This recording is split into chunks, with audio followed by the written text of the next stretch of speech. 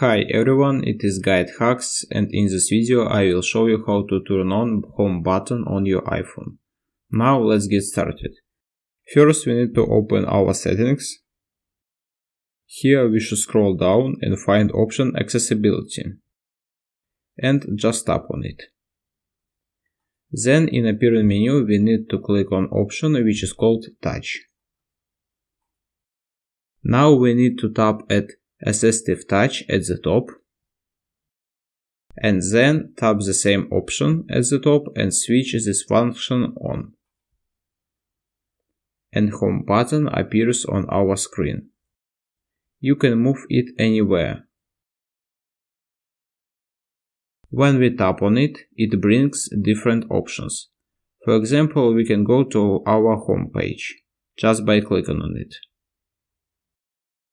And we can also visit our notification center or go to our control center. And of course, call Siri. If you want to mute your volume, you can click on option device, and here you can turn it off and, for example, rotate or lock your screen. And that's all. It was how to turn on home button on your iPhone.